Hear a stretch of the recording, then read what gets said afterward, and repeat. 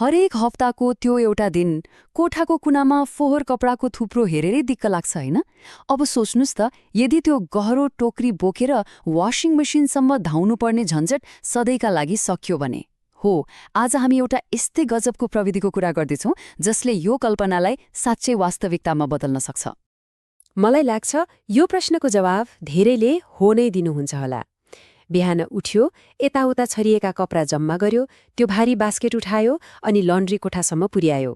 यो कहिल्यै नसिद्धिने चक्र जस्तै लाग्छ। यो झन्झट हामी सबैको साझा समस्या हो नि, होइन र? हो नि, यो त लगभग घरघरकै कथा हो। लुगाको थुप्रो बढ्दै जान्छ, बास्केट झन्झन गहरो हुँदै जान्छ र लाग्छ कि यो काम त कहिले सकिँदैन। तर अब चिन्ता लिनु पर्दैन, किनकि प्रविधिले एउटा यस्तो जादुई उपाय लिएर आएको छ जसले यो सबै तनावलाई एकैछिनमा गायब गरिदिन सक्छ। र त्यो जादुको नाम हो लन्ड्री जेट।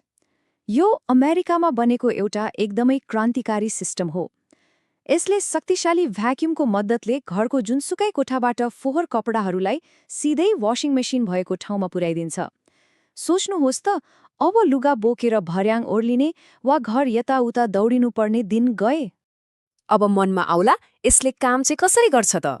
ल सुन्नुहोस्, यो त झनै रमाइलो छ।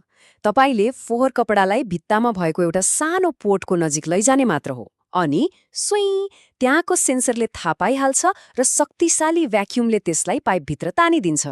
अनि त्यो कपडा पाइपको बाटो हुँदै सिधै तपाईँको लन्ड्री कोठामा गएर जम्मा हुन्छ। कस्तो गजब होइन त? कुरा यतिमै सकिँदैन नि। यो प्रविधि अझै एक कदम अगाडि छ। यसमा एउटा रिटर्न युनिट पनि जडान गर्न मिल्छ। अब यसले के गर्छ होला? सायद धोएर, सुकाएर, आइरन समेत गरिएका सफा कपडाहरूलाई सिधै दराजसम्म फिर्ता पो पुर्याइदिन्छ कि?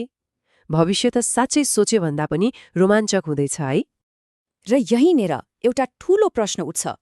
लाउन्ड्री जेट जस्ता प्रविधिहरूले हाम्रो दैनिकीलाई कतिसम्म परिवर्तन गर्लान्? आज